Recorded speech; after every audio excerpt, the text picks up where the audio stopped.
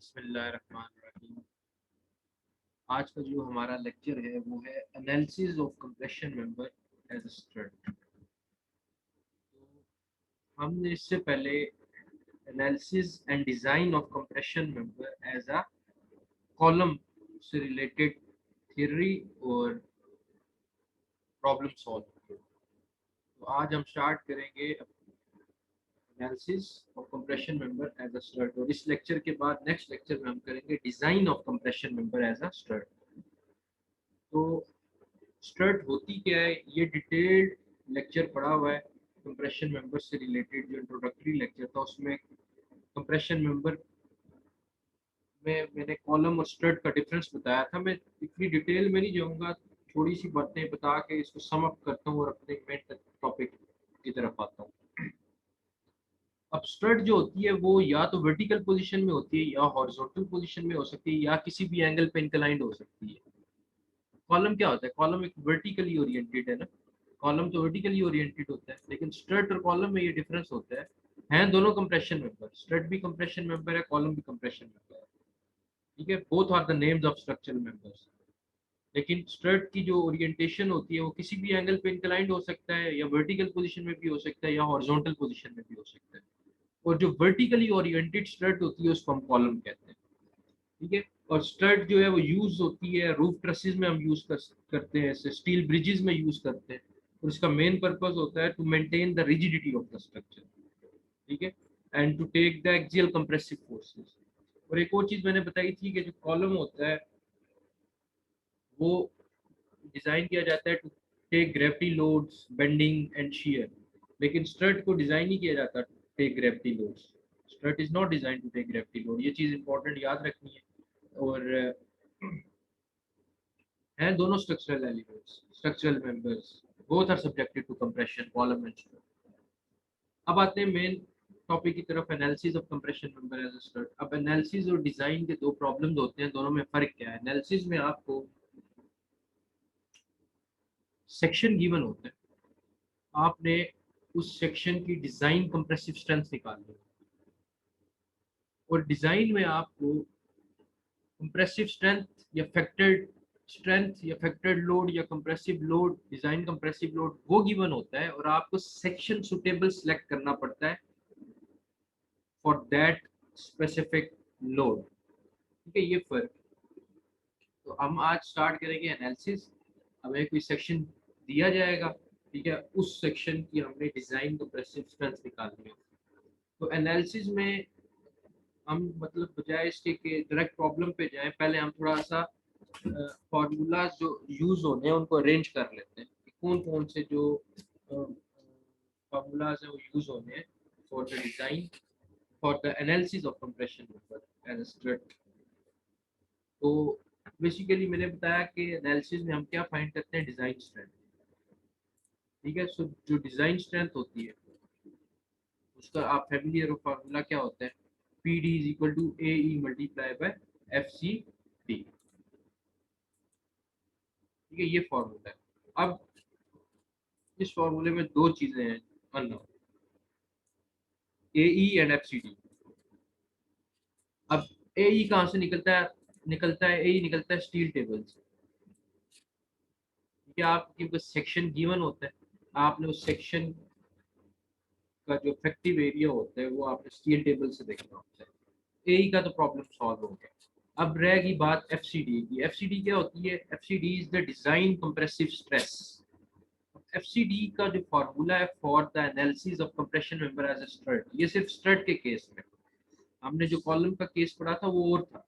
ठीक है, कॉलम के और फार्मूलाज यूज होने हैं, कॉलम का और प्रोसीजर है, स्ट्रट का बता रहा हूँ for the analysis of compression member. अब ये जो एफसीडी अननाउन है ये किस तरह निकलेगा? ये इस फार्मूले से निकलेगा। फार्मूला क्या है? FCD is equal to F Y divided by gamma M O. F Y क्या है? F Y is the yield stress. Steel का ग्रेड आपको क्वेश्चन में गिवन होगा, उसके अगेंस्ट यील्ड स्ट्रेस भी आपको गिवन हो सकती है या आपको निकालनी पड़ेगी टेबल से देख के। और for grade F E 140, for steel grade F E 410, sorry F E 410, जो यील्ड स्ट्रेस होती है वो 250 मेगा पास्कल होती है। ठीक है, और 410 ये एफ 410 में 410 क्या है, it is F you ultimate stress which is 410 mega pascal. ठीक है, इसके बाद ये जो है गैमा एम ओ, ये हमने टेंशन मेंबर में याद करो ये चीज पढ़ी थी, gamma M naught and gamma M one. Gamma M naught is the partial safety factor for material strength. ये क्या होता है, this is the partial safety factor for material strength. इसकी वैल्यू होती है 1.10 कंप्रेसिव मेंबर्स के लिए 1.10। ये वैल्यू आपको याद होनी चाहिए गैमा एम नॉट। ठीक है, तो एफसीडी के लिए F Y divide by gamma M naught. Gamma M naught क्या है, partial safety factor for material strength, जिसकी वैल्यू होती है 1.10। ठीक है, divided by phi plus bracket phi square minus lambda E square into one under root. Basically ये 0.5 का होता है अंडर रूट। अब इसमें जो फाइ है, ये फाइ ये अननाउन है। ये फाइ होता है resistance factor for compression members. ये फाइ क्या है, this is the resistance factor for compression members. एक तो ये आपको अननाउन है। ये जो लेमडा ई है, लेमडा तो आपको पता है स्लेंडरनेस रेशियो को कहते हैं। लेमडा और सबस्क्रिप्ट में ई है। Lambda E is equivalent slenderness ratio. ठीक है, ये दो अननाउन है आपके एफसीडी निकालने के लिए। क्या क्या अननाउन है, एक फाइ या phi resistance factor for compression members and lambda E. Lambda E क्या है, it is the equivalent slenderness ratio. अब आपको ये दो फैक्टर्स चाहिए एफसीडी निकालने के लिए। अब फाइ किस फार्मूले से निकलेगा, फाइ निकलेगा 0.5 इंटू 1 प्लस अल्फा ब्रैकेट में lambda E minus 0.2 plus lambda E square. ठीक है, लेमडा ई क्या था, इक्विवेलेंट स्लेंडरनेस रेशियो। अब फाइ में आपको लेमडा ई और ये अल्फा चाहिए। Alpha is the imperfection factor. Alpha होता है इम्परफेक्शन फैक्टर। ये अल्फा जो है, इट इज इम्परफेक्शन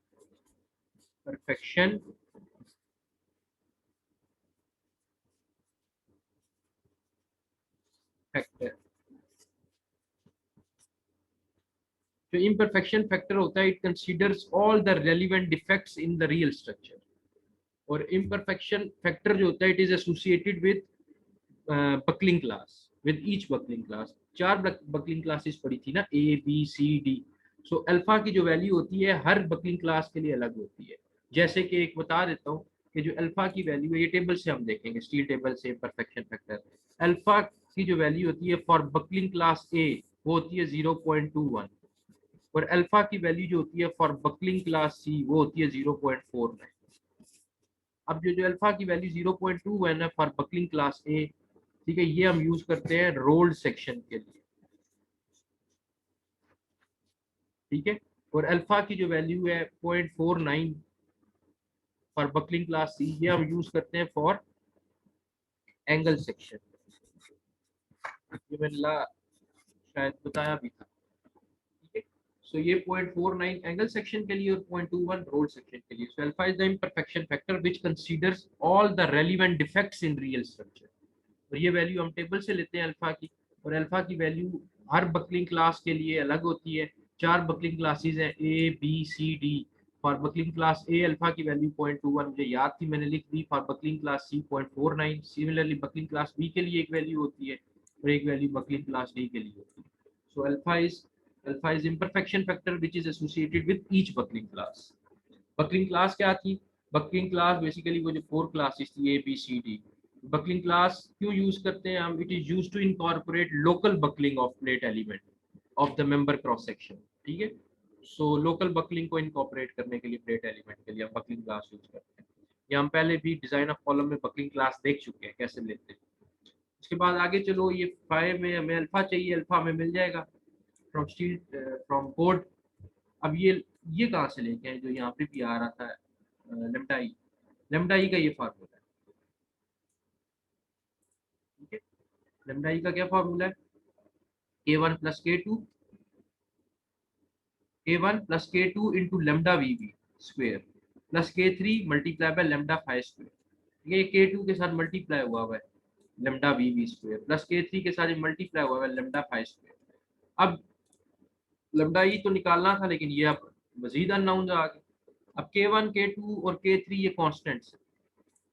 ये जो के वन है, ये के टू तो ये K3 ये कांस्टेंट, ठीक है, ये वैल्यूज भी आपको मिलेंगी टेबल से, कोड से। अब ये जो लेमडा वी वी और लेमडा फाई दो नए पैरामीटर्स आ गए, lambda V V and lambda phi, ये स्लेंडरनेस लिमिट्स होते हैं। Lambda V V square lambda ये सबस्क्रिप्ट में वी वी है, तो ये लेमडा फाई सबस्क्रिप्ट में मल्टीप्लाई नहीं हो रहा, मतलब लेमडा मल्टीप्लाई फाई नहीं है, ये लेमडा और ये फाई सबस्क्रिप्ट में उस ये square. Similarly lambda V V lambda square है, वी वी सबस्क्रिप्ट में ये वी वी है और ये भी, तो ये दोनों क्या है स्लेंडरनेस लिमिट्स। अब ये लेमडा वी वी मतलब लेमडा ई निकाल रहा था, इक्विवेलेंट स्लेंडरनेस रेशियो निकाल रहा था, उसमें K1 K2 और K3 तो स्टील टेबल से मिल जाएंगे। अब ये लेमडा वी वी और लेमडा फाई कहाँ से मिलेगा, उसके लिए और फार्मूला है मजीद। लेमडा वी वी का ये फार्मूला है L divided by R V V. L होगी वो जो एक्चुअल लेंथ होती है unsupported length, R V V is the least radius of gyration. R V V क्या होता था, ये R V V is equal to R minimum, it is the minimum radius of gyration, divided by, ये चीज divide हो रही है epsilon, this is the yield stress ratio, वो किसके इक्वल होती थी, under root 250 divided by F, epsilon इसके इक्वल, एप्सिलॉन क्या था, yield stress ratio, multiply by pi square, pi की वैल्यू होती है 3.14 multiply by E divided by 250 और अंडर रूट, इसमें ये ई क्या है, E is the Young modulus of steel, E जो होता है it is the Young's modulus of steel, इसकी वैल्यू होती है 2 मल्टीप्लाई 10 की पावर 5 मेगा पास्कल, ये याद रखना। Mega pascal is equal to newton per millimetre square, ठीक है, mega pascal newton per millimetre square के इक्वल होता है। तो 2 मल्टीप्लाई 10 पावर 5 वैल्यू होती है यंग मॉडुलस ऑफ स्टील की। यंग मॉडुलस होता क्या है, यंग मॉडुलस कहते हैं मॉडुलस ऑफ इलास्टिसिटी को, E is the Young modulus or modulus of elasticity. और ये बेसिकली क्या मेजर करता है, ये मेजर करता है किसी भी मटेरियल की स्टिफनेस या रिजिडिटी को, ई किसी भी मटेरियल की स्टिफनेस और रिजिडिटी को बताता है। सो ई फॉर स्टील मीन कि स्टिफनेस या रिजिडिटी स्टील की कितनी है, 2 मल्टीप्लाई 10 पावर 5 मेगा पास्कल, ये वैल्यू याद रखनी है। जो यंग मॉडुलस ऑफ स्टील है वो 2 मल्टीप्लाई 10 की पावर 5 मेगा पास्कल के इक्वल होती है, और 1 mega pascal is equal to 1 mega की जगह 10 की पावर 6 आ गई, पास्कल की जगह न्यूटन पर मीटर स्क्वायर, क्योंकि पास्कल इक्वल होता है न्यूटन पर मीटर स्क्वायर के। अब ये 10 की पावर 6 न्यूटन, मीटर को जब मिलीमीटर में कन्वर्ट करना हो तो 10 की पावर 3 का स्क्वायर ले लूंगा, क्योंकि 1 metre is equal to 1000 millimetre, और मीटर स्क्वायर है, मिलीमीटर स्क्वायर में जाना है तो 10 की पावर 3 कर दूंगा, ये बन जाएगा मिलीमीटर स्क्वायर। ये 10 की पावर 3, 3 टू द 6, ये 10 की पावर 6 और 10 की पावर 6 कैंसिल आउट हो गए, और ये बच जाएगा newton per millimetre square. So mega pascal is equal to 1 mega pascal is equal to 1 newton per millimetre square, ये याद रखना है, ये हर जगह पे जहाँ मेगा पास्कल हो वो किसके इक्वल लेना है, newton per millimetre square. So lambda V V जो स्लेंडरनेस लिमिट है वो इस फार्मूले से आएगी, L divided by R V V divided by epsilon under root pi square E divide by 250। और जो लेमडा फाई था, लेमडा फी जो था स्लेंडरनेस लिमिट, ये जो अननोन था इसमें, ये आएगा B1 plus B2 divided by 2T। B1 और B2 क्या है, B1 और B2 जो है वो विड्थ है दो लेग्स की। लेट्स सपोज एंगल सेक्शन है, कोई एंगल सेक्शन है, एंगल सेक्शन होता है एल शेप सेक्शन, ये यूं, ठीक है। तो ये थोड़ा सा गलत बन गया, इसको सही कर देते हैं। लेट्स सपोज ये एक सेक्शन है, एंगल सेक्शन कहते हैं एल शेप सेक्शन। तो यहाँ से यहाँ तक जो लेंथ होगी ये लेग की लेंथ है, लेग का साइज है, बेसिकली विड्थ है लेग की, और ये भी क्या है, लेग की विड्थ है, ठीक है। B1 B2 क्या है, अगर ये इक्वल एंगल है, मतलब इक्वल एंगल मीन ये और ये दोनों विड्थ सेम है, तो B1 इसको ले लो या B2 इसको ले लो, या B1 और B2 एक्सचेंज कर लो, ये B1 हो जाए ये और B2 हो जाए, ये कोई मसला नहीं, ठीक है। तो ये B1 और B2 है, width of two legs of, अगर एंगल सेक्शन की बात करूं तो width of two legs of angle section, ये एंगल सेक्शन, ठीक है। और टी जो है ये T, this is the thickness of angle section, यानी ये वाली जो थिकनेस है, ये यहाँ से लेके यहाँ तक, ये होती है टी। या फिर ये यहाँ से लेके यहाँ तक, ये वाला portion, ठीक है। तो T is the thickness of angle section divided by epsilon, और ये वाला पैरामीटर वही है जो ऊपर यूज हो रहा है, ये वाला पैरामीटर यही नीचे भी यूज हो रहा है, ठीक है। तो इस सब में हो गया रहा है, बेसिकली आपको चाहिए था डिजाइन स्ट्रेंथ। डिजाइन स्ट्रेंथ के लिए ए तो स्टील टेबल से मिल गया, एफसीडी इस फार्मूले से मिलेगा।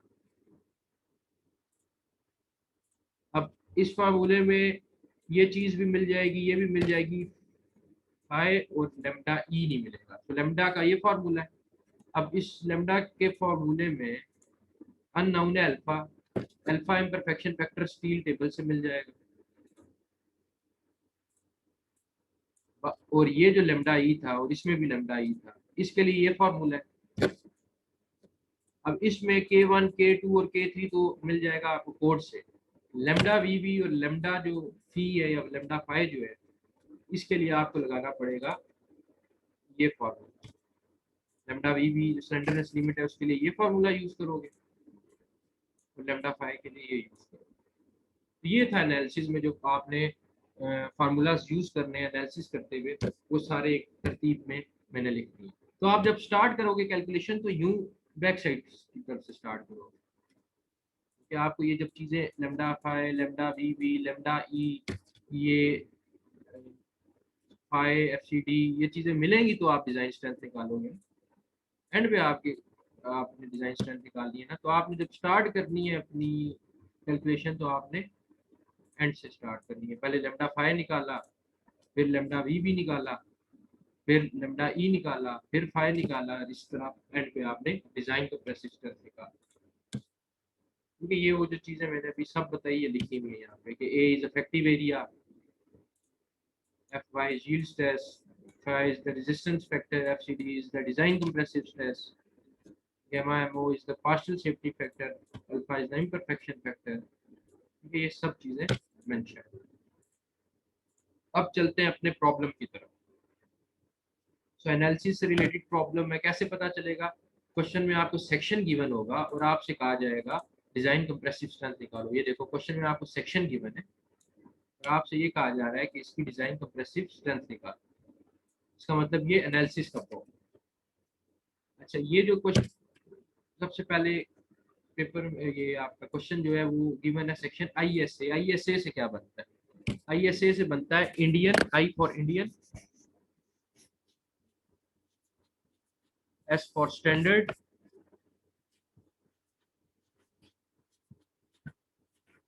A for angle. अब ये जो एंगल है दो तरह के हो सकते हैं, एक इक्वल एंगल हो सकता है, एक अनइक्वल एंगल। ये सेक्शन देख के पता चलता है, इक्वल एंगल और अनइक्वल एंगल। तो आईएसए दोनों के लिए यूज होता है, for equal angles and for unequal angles. So ISA means Indian standard equal angle slash unequal angle. Equal भी हो सकता है, अनइक्वल भी हो सकता है। अब ये आईएसए क्या था? इंडियन स्टैंडर्ड इक्वल एंगल और अनइक्वल एंगल। एंगल सेक्शन हमेशा एल शेप होता है। अगर एक सिंगल एंगल सेक्शन है तो ये यूं करके होगा एल शेप, अगर डबल है तो ये यूं करके दो सेक्शन होगा। बीच में इसको जोड़ा गया होगा किसी गसेट प्लेट के साथ, लेट्स को ये यूं करके यहाँ पे गसेट प्लेट करके, ठीक है, उसके साथ इसके जोड़ा हुआ है इन दोनों को। तो बात कहने की ये थी कि इक्वल एंगल है या नहीं। एंगल सेक्शन होता है एल शेप। अब क्योंकि हमने डिजाइन करना है single angle, angle section design करना है और सिंगल है मतलब एक ही है, मतलब है उसको कहने का ये एक ही है, यूं कर सिंगल है, डबल नहीं। सिंगल एंगल डिसकंटीन्यूअस, डिसकंटीन्यूअस में ऑलरेडी एक्सप्लेन कर चुका हूँ, एक दफा दोबारा बताता हूँ। लेकिन इससे पहले ISA is angle section. अब 110 मल्टीप्लाई बाय 110 मल्टीप्लाई 10 ये क्या है? ये 110 मल्टीप्लाई बाय 110 ये जो है साइज है लेग का, और ये जो 10 है ये है थिकनेस ऑफ लेग। अब सिंगल सेक्शन है क्योंकि हमने डिजाइन करना, तो यहाँ से लेके यहाँ तक जो डिस्टेंस है ये लेग है, साइज लेग का। ये कितना है? 110। दूसरा भी 110 है, और ये जो थिकनेस है यहाँ से यहाँ तक, यानी ये वाली थिकनेस, ये कितनी है? 10 mm। सिमिलरली ये वाली थिकनेस भी कितनी है? 10 mm, यानी ये वाली थिकनेस। तो अब ये देखो, ये 110 मल्टीप्लाई 110 ये इक्वल है, दोनों लेग्स का साइज इक्वल है। ये भी 110 mm है और ये भी 110 mm है। इसका मतलब ये हुआ ये इक्वल एंगल सेक्शन गिवन है। अगर यहाँ पे 110 होता और यहाँ पे लेट्स सपोज 100 होता तो ये अनइक्वल एंगल सेक्शन होता, मतलब एक लेग बड़ी होती एक लेग छोटी होती। लेट्स सपोज यूं कर, इसका जो लेग का साइज होता लेट्स सपोज 150 होता, और इस लेग का साइज जो होता लेट्स सपोज वो 100 गिवन होता। तो ये जो एंगल सेक्शन होता है ये कौन सा एंगल सेक्शन होता है? अनइक्वल। अभी क्वेश्चन में हमें कौन सा एंगल सेक्शन गिवन है? इक्वल एंगल सेक्शन गिवन है, और सिंगल एंगल है, डबल नहीं है, मतलब एक ही है यूं करके। डबल होता तो यूं करके डबल एंगल सेक्शन होते, और उनको किसी ना किसी यहाँ बीच में गसेट प्लेट के थ्रू कनेक्ट किया होता, आपस में जोड़ा होता।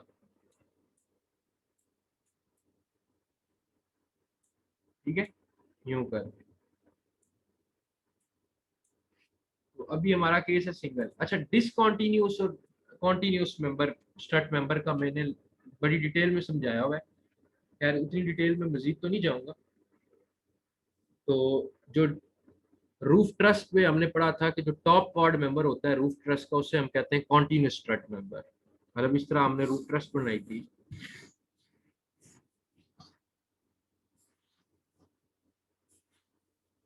ये जो मेंबर है ये वाला मेंबर, इसको हम कहते हैं continuous strut member, because it is continuous over a number of joints. ये जॉइंट्स पे क्या है? कॉन्टिन्यूस है। ठीक है, इसको हम क्या कहते थे? Continuous member. दूसरा हमने पढ़ा था डिसकॉन्टिन्यूस मेंबर। तो डिसकॉन्टिन्यूस मेंबर जो होता है वो कौन सा मेंबर होता है? वो वर्टिकल या इंक्लाइंड मेंबर जो होता है रूट ट्रस का।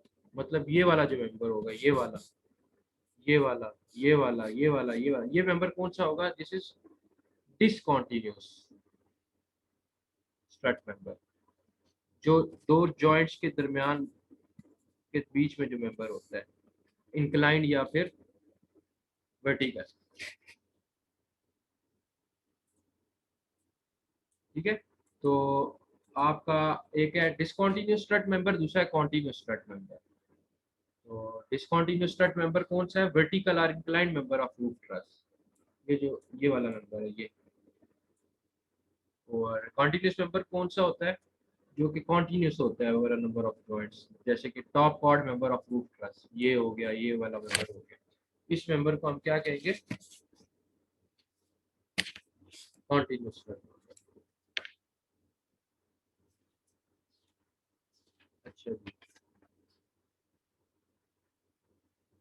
तो याद रखना है, दो एडजेसेंट जॉइंट्स के दरमियान जो मेंबर होता है वो डिसकंटिन्यूअस स्ट्रट मेंबर है, और जो नंबर कॉन्टिन्यूस होता है हमारा नंबर ऑफ जॉइंट मेंबर, उसको हम कहते हैं कॉन्टिन्यूस। ये कॉन्टिन्यूस है, ये देखो ये ओवरऑल कॉन्टिन्यूस है, ये यहाँ से यहाँ ये कॉन्टिन्यूस। और जो दो एडजेसेंट जॉइंट्स के दरमियान होगा उसको हम डिस्काउंट। ये दो एडजेसेंट जॉइंट्स हैं, एक ये, इसके दरमियान ये जो मेंबर है ये कौन सा है? डिस्कॉन्टिन्यूस मेंबर। खैर ये तो एक अलग चीज थी। हमने डिजाइन करना है सिंगल एंगल। सिंगल एंगल में हमें इक्वल गिवन है, equal angle, single equal angle given है 110 मल्टीप्लाई 110 मल्टीप्लाई बाय 10। सो ये 110 मल्टीप्लाई बाय 110 ये जो है ये क्या है? लेग लेंथ है।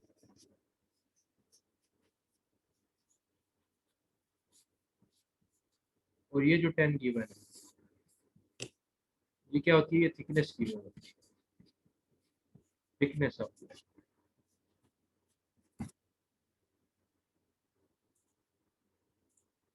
इसके अलावा सिंगल बोल्टेड कनेक्शन है, ये बड़ी इंपॉर्टेंट चीज़ है कि जो बोल्टेड कनेक्शन है वो सिंगल है। ये टेबल जब यूज़ करोगे उसमें आपको देखना पड़ेगा सिंगल है या मल्टीपल है। तो सिंगल बोल्टेड कनेक्शन है, ये भी आपको इंफॉर्मेशन साइड पे लिखनी है। इज 2.5 मीटर लॉन्ग, जो आपको लेंथ गिवन है एक्चुअल लेंथ वो 2.5 मीटर, अनसपोर्टेड लेंथ, इफेक्टिव लेंथ नहीं है ये, this is the actual length. Calculate the design compressive strength, PD निकालना है। पीडी पर आया था ना जब डिजाइन ऑफ कॉलम और एनालिसिस ऑफ कॉलम में हमने किया था, पीडी एंड पे हम क्या निकालते थे, डिजाइन कंप्रेसिव स्ट्रेंथ, उसको रिप्रेजेंट करते हैं पीडी से। हमने पीडी निकालना है सेक्शन का। एनालिसिस में हम क्या करते हैं, सेक्शन हमें दिया होता है, हमें पीडी निकालना पड़ता है। स्टील ग्रेड बता दिया गया 410, इंपॉर्टेंट बात, स्टील ग्रेड बता दिया है FE 410। FE 410 के लिए FY की वैल्यू टेबल से देखनी पड़ती है, लेकिन आपको याद होनी चाहिए। पर स्टील ग्रेड FE 410 जो यील्ड स्ट्रेस होती है वो 250 मेगा पास्कल्स के इक्वल होती है। ये यूज होगा आगे न्यूमेरिकल, 250 मेगा पास्कल। और मेगा पास्कल किसके इक्वल होता है, न्यूटन पर मिलीमीटर स्क्वायर के।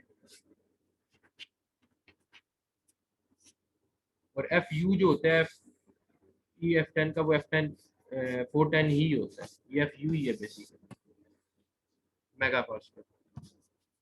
स्टील ग्रेड FE की 410 गिवन है, तो उसके लिए यील्ड स्ट्रेस कितनी होगी, 250, जो आगे यूज होगी। अब स्टार्ट करते हैं। हमें सबसे पहले ISA सेक्शन गिवन है, यानी इक्वल एंगल सेक्शन गिवन है। ISA is Indian standard angle, और इक्वल एंगल है क्यों, क्योंकि 110 मल्टीप्लाई 110 लेग की जो साइज है वो सेम है। इसके बाद दूसरी चीज हमें बताएगी थी कि सिंगल बोल्टेड कनेक्शन है, सो ये मैंने लिख लिया बोल्टेड कनेक्शन सिंगल। इसके बाद अनसपोर्टेड लेंथ या एक्चुअल लेंथ हमें गिवन है क्वेश्चन में 2.5 मीटर विच इज 2500 मिलीमीटर। क्योंकि 1 मीटर हम सब मिलीमीटर में लेके चलेंगे, क्योंकि हमारा जो स्टील टेबल है ज्यादातर वो मिलीमीटर में, तो हम सारी कैलकुलेशन अपनी मिलीमीटर में करेंगे। सो मीटर से मिलीमीटर में कन्वर्ट करने के लिए 1 metre is equal to 1000 millimetre, इसको मल्टीप्लाई बाय 1000 करेंगे तो ये 2500 आ जाएगा। For FE 410 grade steel FY कितना होता है, 250 मेगा पास्कल। ये आप याद कर लो इसको। अब फाइंड क्या करना था, PD फाइंड करना है हमने। PD is the design compressive strength, ये चीज हमने फाइंड करनी है। दूसरी चीज, ये आपने एक फिगर बना ली स्टार्ट में, सिंगल एंगल सेक्शन है, ये 110, ये क्या था सिंगल एंगल सेक्शन, किधर गया, 110 मल्टीप्लाई 110, सो ये 110 हो गया। ये लेग जो है उसका साइज, और इस लेग का साइज कितना हो गया, 110। ठीक है, मल्टीप्लाई 10 mm क्या है थिकनेस, तो ये 10 mm क्या है, ये थिकनेस। सिमिलरली इस साइड में भी ये थिकनेस कितनी होगी, 10 mm। तो ये फिगर आपने बना लेनी। स्टार्ट करते हैं। सबसे पहला काम था इफेक्टिव एरिया निकालना। मैंने क्या बताया था कि सबसे पहले आपने इफेक्टिव एरिया, क्योंकि आपका पीडी किसके इक्वल है, PD is equal to FE, PD is equal to AE multiply by FCD। तो आपको दो चीजें चाहिए, पहले सबसे पहले चाहिए AE और फिर चाहिए FCD। सो AE मैंने बताया था स्टील टेबल से निकलता है, तो पहले AE निकालेंगे। AE निकालने के बाद हम जाएंगे FCD की तरफ, और FCD में जितने अननाउंस है पहले उन्हें निकालेंगे। जब वो सब अननाउंस निकल आएंगे एंड पे हम FCD निकालेंगे, और इन दोनों को आपस में मल्टीप्लाई करेंगे तो हमारे पास डिजाइन कंप्रेसिव स्ट्रेंथ आ जाएगी। सबसे पहले AE निकालते हैं। Steel table page number 10, table 3। ठीक है, टेबल 3 है, पेज नंबर 10, स्टील टेबल में चले गए, पेज नंबर 10।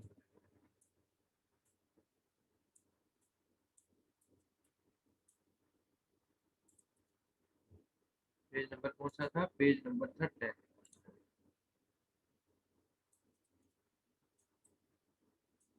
ठीक है, ये आपके पास टेबल, ये मैंने आपने ऊपर पढ़ भी लेना क्या लिखा है।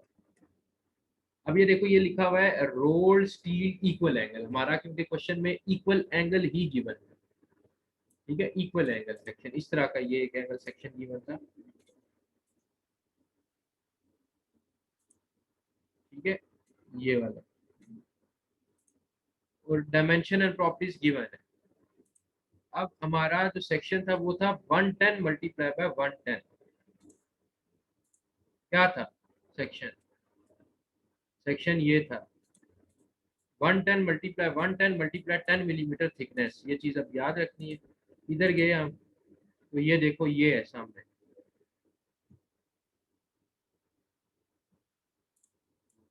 110 ISA 110 मल्टीप्लाई बाय ये 110, और यहाँ से थिकनेस कितनी थी 10, ये तो हमें ये वाला देखना पड़ेगा और ये वाली रो देखनी पड़ेगी।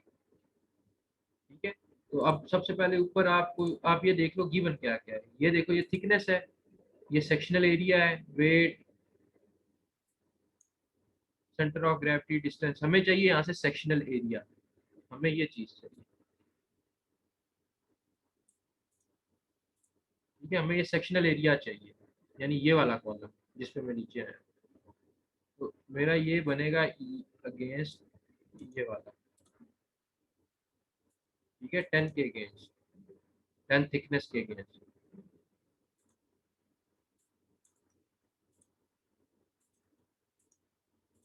ठीक है, यही था ना 110 मल्टीप्लाई बाय 110, 10 उसकी थिकनेस थी, एरिया ये आ गया 21.06। अब ऊपर जाके देखो ये 21.06 है, इसकी यूनिट क्या है, सेक्शनल एरिया इसकी यूनिट है सेंटीमीटर स्क्वायर। यहाँ पे टेबल में जो एरिया गिवन होता है वो सेंटीमीटर स्क्वायर में ही गिवन होता है।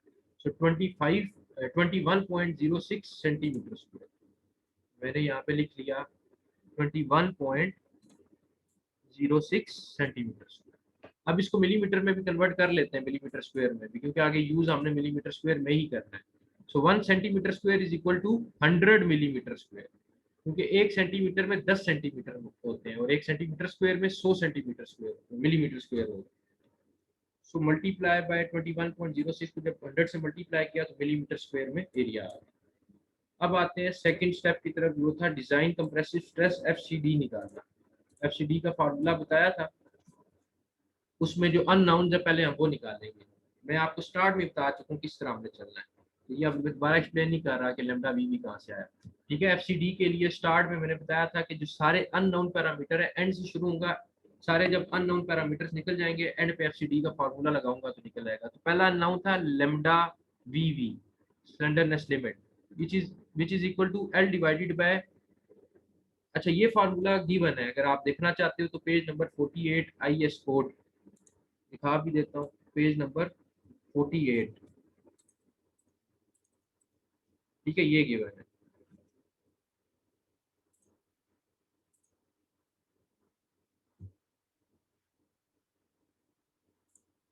लेमडा ई निकलेगा इससे, जो मैं ऑलरेडी बता भी चुका हूँ। इसमें जो लेमडा वी भी है वो इस फार्मूले से निकलेगा, और इसमें जो लेमडा फाई है वो इस फार्मूले से निकलेगा।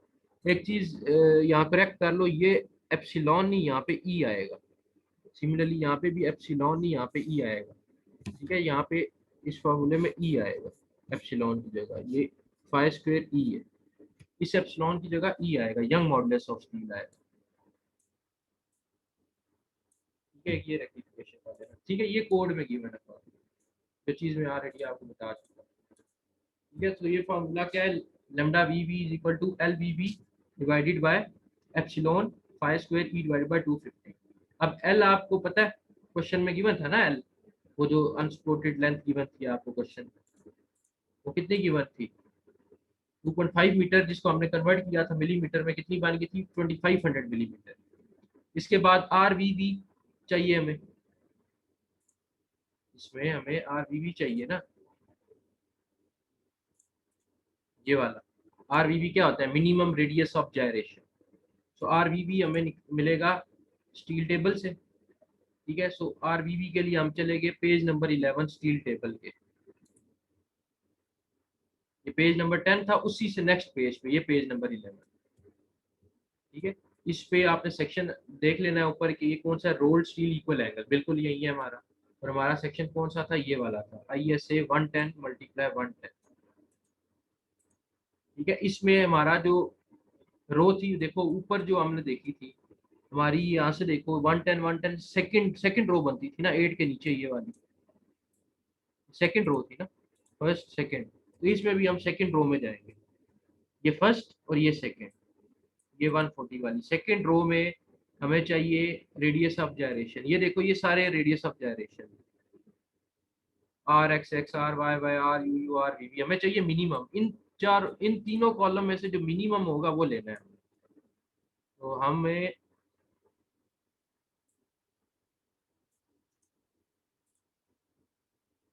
देखो,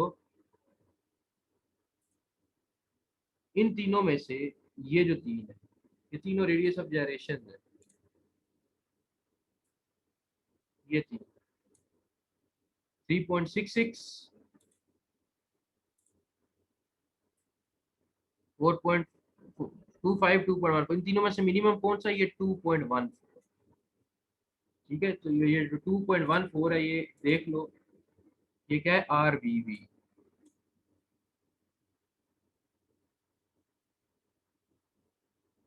ओके, आर वी वी। हम आए वापस, हमें बेसिकली चाहिए ही आर वी वी था। तो आर वी वी होता है आर मिनिमम। ठीक है, सो आर वी वी देखो, आर वी वी ही आर मिनिमम है। इन तीनों में से ये R U U, R V V, R X X equal to R Y Y में से यही मिनिमम है, आर वी वी 2.1। ठीक है, ये देखो, ये थिकनेस 10 है, और ये सेकंड जो रो थी वो 8 के लिए थी। यहाँ इन्होंने मेंशन नहीं की, लेकिन ये सेकंड नंबर पे ही, ऊपर से ऑर्डर देख लेना, ऊपर से ये सेकंड ऑर्डर पे, सेकंड वाले ऑर्डर पे, फर्स्ट सेकंड वाले।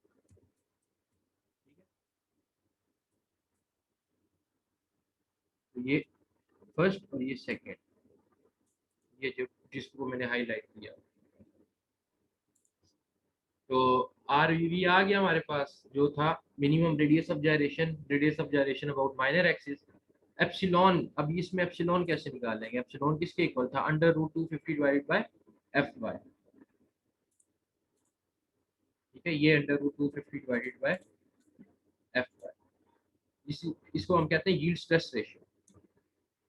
अब F by for four F E 410 grade steel हमने कितना लिया था? 250। एप्सिलॉन की कोई यूनिट नहीं होती, क्योंकि जो है रेशियो है। तो एप्सिलॉन की वैल्यू आ गई 1। ठीक है,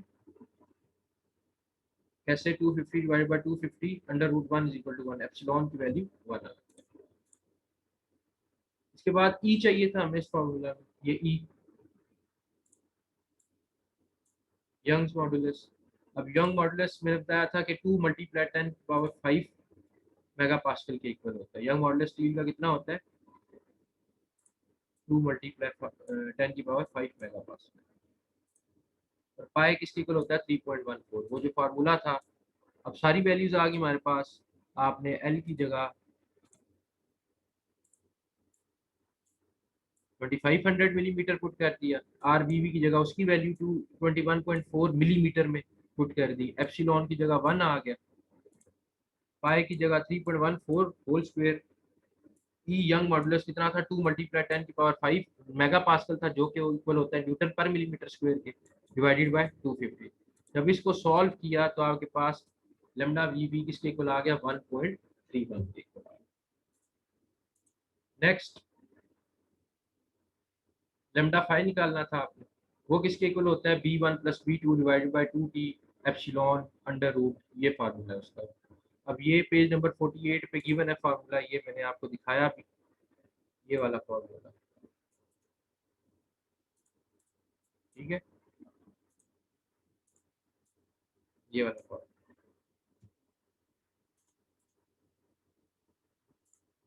अब इसमें b1 b2 क्या था? Width of two legs of angle section. अब एंगल सेक्शन हमारे पास क्या आता है? एंगल सेक्शन था b1 b2 फार्मूले में क्या है? विड्थ ऑफ टू लेग्स है ना, ये एंगल सेक्शन था ना, जो गिवन है 110 मल्टीप्लाई बाय 110। सो ये 110 और 110, ये इनमें से एक b1 है, एक b2 है। So b1 is equal to 110, b2 is equal to 110। T क्या था? थिकनेस थी एंगल सेक्शन की, वो क्या थी? ये 10 mm, थिकनेस आ गई 10 mm। एप्सिलॉन आपके पास है 1, ई की वैल्यू 2 मल्टीप्लाई 10 की पावर 5, 5 3.14, उसी फार्मूले में वैल्यू पुट की, इस फार्मूले में बी वन की जगह क्या आया? 110, बी टू की जगह क्या आया? 110, 2 मल्टीप्लाई टी की जगह क्या आया? 10, एप्सिलॉन की जगह क्या आया? 1, पाई की जगह क्या आया? 3.14, ई की जगह क्या आया? 2 मल्टीप्लाई 10⁵ और 250 की जगह ये। इसको जब सॉल्व किया तो लेमडा फाइव किसके इक्वल आ गया 0.124। अब ये वैल्यूज दोनों कहाँ पे यूज होनी थी, लेमडा फाइव और लेमडा वी, ये यूज होनी थी लेमडा ई निकालने के लिए, इक्विवेलेंट स्लेंडरनेस रेशियो निकालने के लिए, जिसका फार्मूला ये था √K1 + K2 lambda V square + K3 lambda five square. ठीक है, इनमें मैंने बताया था K1 K2 K3 कांस्टेंट है, और ये जो फार्मूला है लेमडा ई का ये गिवन है पेज नंबर 48 IS कोड पे। ठीक है, तो ये आपका IS कोड, तो ये आपका ये फार्मूला गिवन है लेमडा ई का जो मैंने बताया। अच्छा, अब K1 K2 की वैल्यू पेज नंबर 48 से ही मिलेगी, table 12 IS code page number, ये टेबल 12 है। इसमें देखो ये कांस्टेंट लिखा भी हुआ है, कांस्टेंट K1 K2 K3। अब ये देखो number of bolts at each end connection, question में हमें क्या गिवन था कि सिंगल बोल्टेड कनेक्शन, इसका मतलब हमारा ये वाला केस है 1, क्योंकि number of bolt at each end connection is equal to 1 हमें क्वेश्चन में मेंशन कर, मैंने कहा था ना ये इंपॉर्टेंट बात लिखी हुई है जो कि टेबल हम जब यूज करेंगे तो ये उसमें यूज होगा। तो उसमें लिखा होता है कि सिंगल बोल्टेड कनेक्शन, तो हमारा क्या है number of bolts at each end connection is equal to 1 लेंगे हम। अब इसमें दो हैं, फिक्स और हिंज। हम हमेशा एंगल सेक्शन के केस में हिंज्ड वाला केस देखते हैं, ये चीज याद रखना, एंगल के सेक्शन के केस में हमेशा हिंज वाला केस देखेंगे। सो हिंज में ये K1 है, ठीक है, हिंज K1 की वैल्यू क्या है 1.25, K2 की वैल्यू क्या है 0.50 और K3 की वैल्यू क्या है 60। तो यहाँ से हमने ये तीनों वैल्यूज ली, पेज नंबर 48 IS कोड, और ये लिख ली K1 K2 K3। तो वो जो बात मैंने बताई है कि for single bolted connection against gusset connecting member, हमने जो K1 K2 की वैल्यू देखनी है फॉर एंगल सेक्शन, वो किस केस में देखनी है हिंज्ड वाले केस, ये चीज याद रखनी है, हिंज्ड, फिक्स्ड में नहीं। K1 K2 और K3 आ गया, फाइव ये फार्मूला था ना लेमडा ई का, ये जो लेमडा वी था ये हमने भी ऊपर निकाला था और लेमडा फाइव भी ऊपर निकाला था। वैल्यूज पुट कर दी, K की जगह 1.25, K2 की जगह 0.5, K3 की जगह 60, लेमडा वी की जगह 1.31। ठीक है, ये 1.31 अभी निकाली है, ये ऊपर ये वैल्यू निकाली थी हमने 1.31। सिमिलरली ये लेमडा फाइव ये भी हमने निकाली है 0.124। तो हमने यहाँ पे वैल्यूज पुट कर दी, ये लेमडा फाइव की जगह हमने पुट कर दिया 0.124। इसको जब सॉल्व किया लेमडा ई की वैल्यू आई 1.741। अब हम बेसिकली ये काम सारा क्यों कर रहे थे, डिजाइन कंप्रेसिव स्ट्रेस के लिए। उसमें फाइव में भी लेमडा ई यूज होता है और उसके अपने फॉर्मूला में भी लेमडा ई यूज होता है। अब फाइव कैसे निकलेगा, फोर्थ में हम फाइव निकालते हैं 0.51 + अल्फा, ये फॉर्मूला बताया था। लेमडा ई इसमें हमारे पास अवेलेबल है, अल्फा नहीं है, alpha is the imperfection factor. समझा चुका हूँ imperfection factor page number 35 IS code table 7। और ये फाइव क्या था, five is the resistance factor for compression member, ये जो हम फाइव निकाल रहे हैं ठीक है, ये रेजिस्टेंस फैक्टर है फॉर कंप्रेशन मेंबर्स। और अल्फा इम्परफेक्शन फैक्टर है पेज नंबर 35 IS कोड।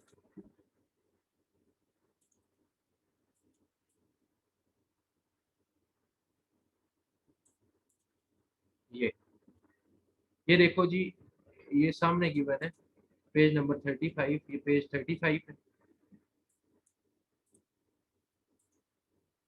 ये टेबल गिवन है, ये है इम्परफेक्शन फैक्टर अल्फा। ये बकलिंग क्लास चार गिवन है A B C D, और अल्फा की वैल्यू हर बकलिंग क्लास के लिए गिवन है। स्टार्ट में क्या बात बताई थी, स्टार्ट में बताया था कि फॉर एंगल सेक्शन हम लेते हैं buckling class C, for rolled section हम लेते हैं बकलिंग क्लास A। ये चीज जहन में बिठा लो। अब हमारा सेक्शन एंगल सेक्शन है तो हमें कौन सी बकलिंग क्लास लेनी है, मेंशन हो या ना हो, आपने बकलिंग क्लास C लेनी है फॉर एंगल सेक्शन। तो आपने यहाँ से बकलिंग क्लास C के अगेंस्ट अल्फा की वैल्यू 0.49 ले लेनी है, आपको याद होनी चाहिए ये MCQ पॉइंट ऑफ व्यू से। बकलिंग क्लास A के लिए अल्फा की वैल्यू 0.21 होती है, B के लिए 0.34, सी के लिए 0.49, डी के लिए 0.76, ये याद होनी चाहिए। उसके बाद ये भी पता होना चाहिए कि एंगल सेक्शन के लिए बकलिंग क्लास सी होती है और अल्फा की वैल्यू 0.49 होती है, और रोल्ड सेक्शन के लिए बकलिंग क्लास ए होती है और अल्फा की वैल्यू 0.21 होती है। ठीक है, तो ये हमें मिल गई वैल्यू अल्फा की 0.49, alpha is equal to 0.49। So for any angle section buckling class क्या होगी, सी, जो भी बात बताई। अल्फा में ये वैल्यू पुट की अल्फा की 0.49, और बाकी वही थी लेमडा, जो लेमडा ई की वैल्यूज पुट की इस फार्मूले में, इस वाले लेमडा ई की जगह लेमडा ई की वैल्यू और अल्फा की जगह अल्फा की वैल्यू, बाकी कांस्टेंट्स एज इट इज। जब ये वैल्यू पुट की सारी, लेमडा ई आप निकाल चुके हो, ये आपने लेमडा ई निकाला है, ये लेमडा ई जो यहाँ पे यूज हो रहा है, यहाँ पे यूज हो रहा है, ये लेमडा ई का स्क्वायर है। ठीक है, ये ई सब्सक्रिप्ट में मल्टीप्लाई नहीं हो रहा। आपके पास फाइ आ गया, जब आपने इसको सॉल्व किया, फाइ आ गया 2.39। अब जो फाइनल फार्मूला था एफ सी डी का, एफ वाई डिवाइडेड बाई गेमा am not divided by 5 plus 5 square minus lambda E square bracket 0.5, यानी अंडर रूट 0.5, अंडर रूट 0.5 के अंडर रूट। ये एफ सी डी क्या थी, ये एफ सी डी जो थी वो डिजाइन कंप्रेसिव स्ट्रेस थी। इसमें एफ वाई हमें पता है 250 for grade F E 410। Gamma M naught की वैल्यू जो होती है वो 1.10 स्टार्ट में बताई थी कि गैमा एम नॉट क्या होता है, partial safety factor for material strength, जिसकी वैल्यू होती है 1.10। फाइव अभी निकाला हमने resistance factor for compression member, और लेमडा ई क्या था, इक्विवेलेंट स्लेंडरनेस रेशियो, ये भी हम निकाल देंगे।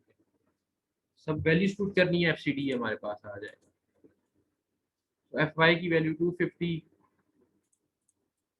पार्शियल सेफ्टी फैक्टर 1.10 लूंगा, फाइव भी हमने निकाला है 2.391, लेमडा ई भी इक्विवेलेंट स्लेंडरनेस रेशियो भी निकाली है 1.741 ऊपर। ये जो सारे ऊपर पैरामीटर्स निकाले ये एफसीडी के लिए ही निकाली है, एफसीडी फाइंड करने के लिए, क्योंकि हमें जो फार्मूला लगाना था P D is equal to A E multiply by F C D, उसमें ए ई तो हम स्टील टेबल से निकाल चुके थे, एफ सी डी हमें चाहिए था, तो एफ सी डी के जो अननोन पैरामीटर्स थे वो सब हमने निकाल लिया। अब एफ सी डी का जो फाइनल फार्मूला था उसमें वो सब वैल्यूज पुट कर देनी है, ये फार्मूला था।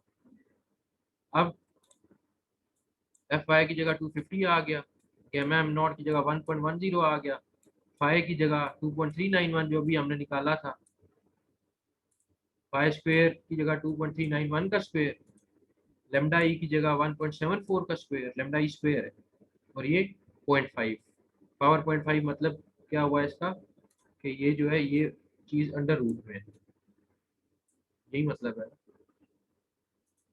तो ये जब सॉल्व किया, सब ध्यान से सॉल्व करना है, कैलकुलेशन ध्यान से करनी है, तो आंसर आएगा एफ सी डी का मेगा पास्कल में, which is equal to newton per millimetre square. F C D जो है, ये जो आपने यूनिट्स पुट की है सारी, ठीक है, न्यूटन और मिलीमीटर में पुट की है, तो एफ सी डी का आंसर आएगा न्यूटन पर मिलीमीटर स्क्वायर, जो कि इक्वल होता है मेगा पास्कल के। इसलिए तो आपने सब जो डेटा यहाँ पे पुट किया, देखो आपका जो एफ वाई था, एफ वाई का यहाँ पे यूनिट क्या था इस जगह पे, मेगा पास्कल यानी न्यूटन पर मिलीमीटर स्क्वायर। बाकी सारे फैक्टर जो है उनका यूनिट नहीं है, गैमा एम नॉट का कोई यूनिट नहीं है, फाइ का कोई यूनिट नहीं है, लेमडाई का कोई यूनिट नहीं है, तो इसका मतलब एफ सी डी का जो आंसर आएगा उसका भी यूनिट क्या होगा, newton per millimetre square, which is equal to mega pascal. So 56.38 आ गई एफ सी डी की value. Last step, design compressive strength निकालना। Design compressive strength P D is equal to A E multiply F C D. A E हम निकाल चुके थे जो steel table से इफेक्टिव एरिया ऊपर, एफ सी डी अभी निकाला। ठीक है, ए ई, ये आपको मैं दिखा दूं, स्टार्ट में हमने ए निकाला था, ये इफेक्टिव एरिया मिलीमीटर स्क्वायर वाली वैल्यू पुट करूंगा, क्योंकि एफ सी डी हमारे पास न्यूटन पर मिलीमीटर स्क्वायर में आया ना, मेगा पास्कल में आया। ठीक है, सो ये डिजाइन कंप्रेसिव स्ट्रेंथ में हमने ए का वो वैल्यू पुट कर दी, एफ सी डी की वैल्यू अभी निकाली है न्यूटन पर मिलीमीटर स्क्वायर में, ये।